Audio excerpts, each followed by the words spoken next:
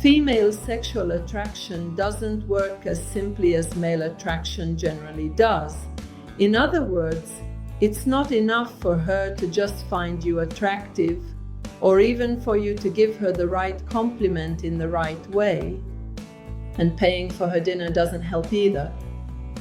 That is, to make her want to sleep with you, especially in the early stages of getting to know each other. There are much subtler and more complex dynamics at play which you probably aren't aware of. And unfortunately, I have to tell you, it takes very little, sometimes just the slightest thing, to make that erotic tension, which might have just been starting to spark, collapse. So, in this video, I'm going to explain 5 behaviors that kill a woman's sexual desire during the getting to know each other phase. If you don't know me, let me introduce myself.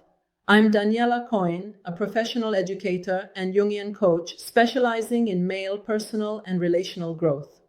So I help men feel better about themselves and, as a result, have more beautiful and healthier relationships with women. The first point you need to know, the first aspect that kills a woman's sexual desire, is low energy, in other words, low vibes or passivity. In fact, one of the most immediate things that can turn a woman off is a lack of presence or vitality in a man. And this has nothing to do with how much you talk, with the content of what you say, or with how funny you might be, but rather with the energy you give off. That is, in the initial phase, when a woman is getting to know you, she doesn't desire the nice guy, nor the particularly rich or particularly handsome man, but mainly wants a man who vibrates, who has that vital spark inside him. And if, on the other hand, you come across as passive, indecisive, unmotivated, dull, depressed, sad, and whiny, when you simply limit yourself to going with the flow without ever leading the woman, she doesn't feel that magnetic energy that sparks her interest. And so you need to know that the masculine energy that seduces is different from the one I just described. The depressed one, let's say, because it has to be something attentive, present, direct, able to lead, vital, and joyful. There's no need to be aggressive, obviously, like a bad boy, or overly theatrical, super funny, or as flamboyant as a stand-up comedian.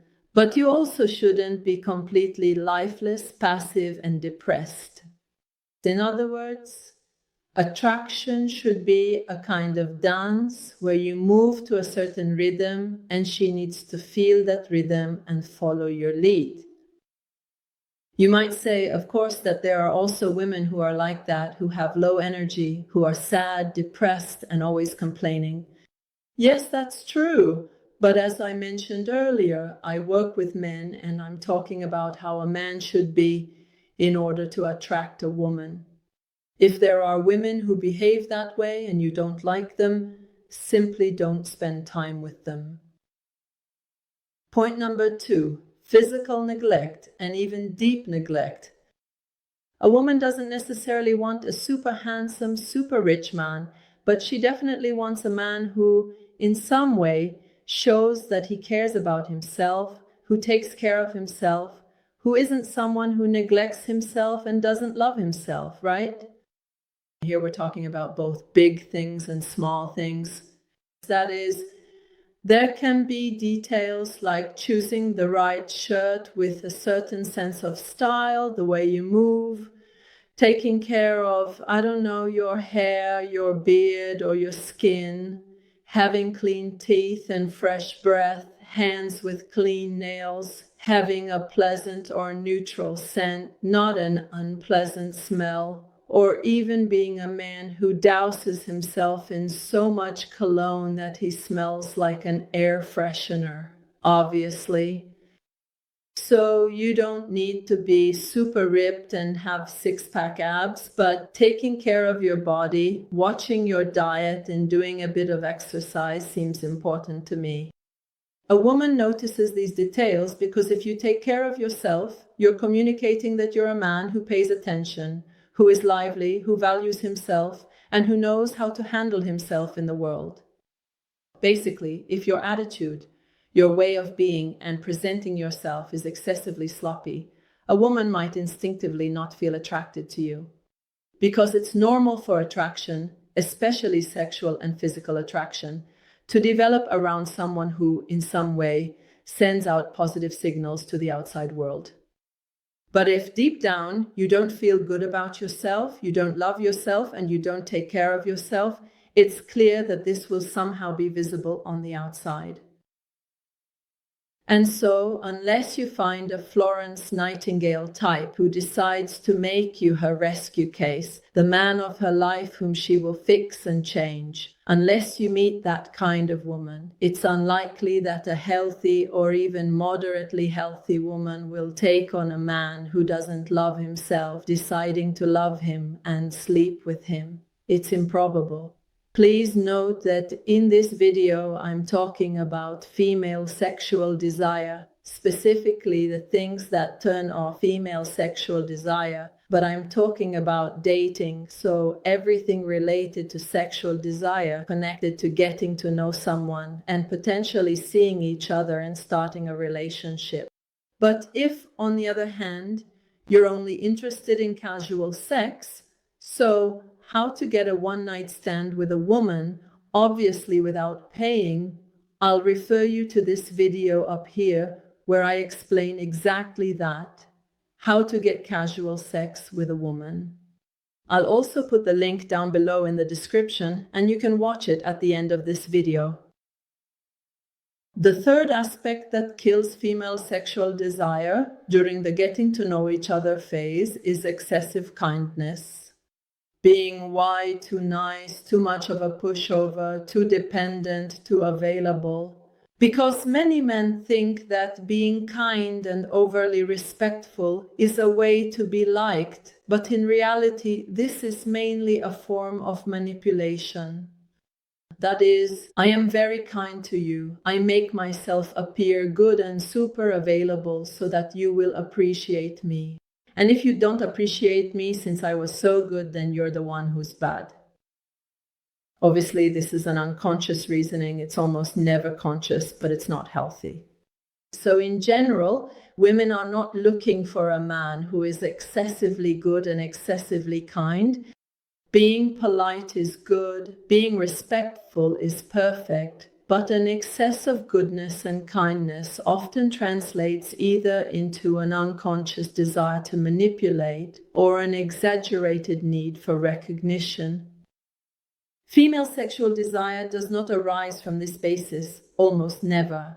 That is, there are some women who like this trait, but it's rare that too much goodness and too much kindness actually create physical and sexual desire in a woman. Instead, what can create desire and involvement in a woman in this case is feeling seen in her femininity. That is, the way of provoking her in a positive sense, of attracting her attention with behaviors that are particularly effective in striking her. And obviously, this can also subjectively depend on the type of woman. In other words, one woman might be struck by a certain aspect of yours, while another woman might not be affected by that specific trait. So let's also keep in mind that we won't necessarily appeal to everyone. However, there needs to be something unique about us that creates a sort of hook, a kind of provocation for the other person. Not a bad or negative provocation, but something that piques her curiosity, that activates her, that creates in the woman this feeling of being seen, of being beautiful and interesting. And if this tension isn't created, this subtle game between revealing and holding back, it's possible that you might come across as a bit boring or ordinary, okay? So being polite is fine, being respectful is good, but it's not enough. So you also have to dare a little, create that tension without being disrespectful or intrusive, but you have to take a chance and see if your way of being and daring is compatible with theirs. And it's not guaranteed that it will be, but if by chance it is, it would definitely be a good match. So it could easily lead to a sexual relationship and possibly to starting to see each other or even a relationship. The fourth aspect that can dampen a woman's sexual desire during the getting to know each other phase is the need to be liked. So the search for validation and, let's call it, performance anxiety. Because some men don't realize that, especially during the first meetings, they often communicate this need to be approved, this search for recognition. I want you to make me feel that I have value. Well, this request, this need for approval, this constant moving around, seeking and searching for signs that she is interested in you, that she is happy, that she appreciates you, that she sees you in a positive light. All of this makes you appear to her as someone of little value because you are clearly conveying an extreme neediness. It's almost as if you were a child asking his mother to look at his drawing. This kind of thing, in the eyes of women, becomes a bit of a turn-off. We could put it that way. So in general, if you have this need, that's okay. It's understandable, it's human. But the mistake is projecting it at the very beginning of getting to know someone onto a person you barely know. I mean, it makes sense that you would want the approval of someone you're sharing your life with, because on a human level, I can understand that. It doesn't make sense to demand it, but it's understandable that this need exists, okay? This need for validation. But at the beginning, when you don't know someone, when you first meet them or start going out to see if you want to keep seeing each other, if you immediately place this need to be recognized and validated on them, obviously they will feel it's too much and will also see that you are a fragile person, too weak, okay? And this will inevitably kill her interest, both sexually and emotionally. Performance anxiety is also part of this little point, this chapter. Because performance anxiety shows up in situations where you feel the pressure to perform as if you are taking an exam to deliver a perfect performance and be good at it. And it's not just about sex, it also applies to dates. This creates an incredible amount of tension, and on the other side, the woman feels overly burdened with responsibility. In other words, when you show her all this anxiety, she feels like she has to be the one to give you permission and to tell you that you're good enough and that you're doing fine. And that's not the job of someone who has basically just met you. So in general, we could say that all this tension, all this being too much in your head, being anxious, worried, the woman senses it, she feels it instinctively. She feels that you're tense, that you're not relaxed, and then she can't relax either. And if she's not relaxed, she won't open up. And if she doesn't open up emotionally, then she won't open up physically either. And finally, the fifth point that lowers or completely turns off female sexual desire is the feeling of unreliability. And this is a subtle but crucial point.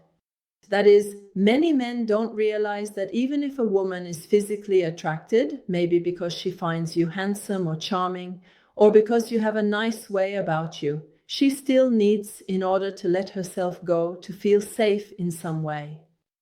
And I'm not just talking about feeling safe from a physical point of view, that you won't hurt her, even though that's important too, but I'm talking about emotional safety. And here I'll explain something very important to you. In many women, sexual desire doesn't fully activate if there's the suspicion that you will disappear after sex. In other words, the woman fears that afterwards you'll run away, become distant, pull back, and make her feel as if she gave herself to you, offering you a part of herself, and that you might have taken advantage of her.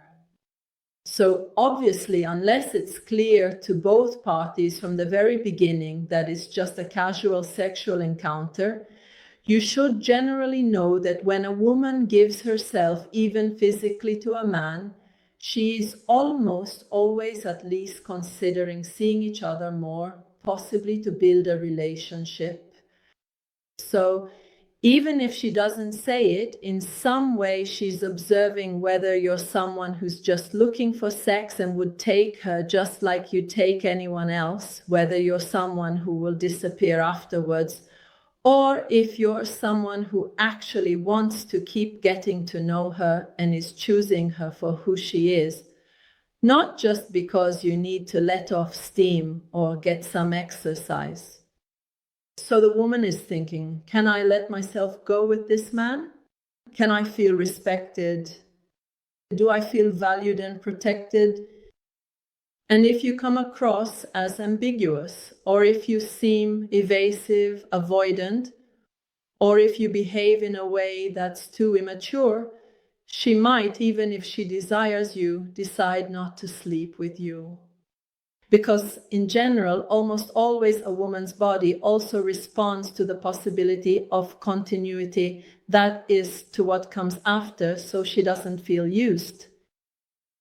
It's neither right nor wrong, of course. There isn't really a right or wrong here, but obviously, if you're only looking for fun, it would be best if you told her that up front. On the other hand, if you're considering seeing her or starting a relationship, you should avoid showing behaviors that might make her think you're not genuinely open and interested in her. So you shouldn't show either excessive neediness or too much indifference. And be aware that this fifth point is one of the main reasons why, during the getting to know you phase, women ultimately choose not to have sex or go to bed with the man in question, even when they're interested. So think about it carefully, do a bit of self-reflection, and see what things you can improve. If you need tips regarding the sexual approach from A to Z, that is everything you need to know whether you're a beginner or an expert, you'll find my classroom sex course linked below in the description, along with a small discount code dedicated to the channel's most loyal users. You can find it below in the description, and also below you'll find the presentation link for my new Classroom 2025, Classroom Authenticity. Click it below, check out the program, and see if you're interested, because starting from June 25th, there will be 4 live events for Classroom 2025. If you enjoyed the video, finally leave a like below, subscribe to the channel if you haven't already. I'll leave the button here for you to subscribe, and up here I'll leave 2 videos for you to explore these topics further.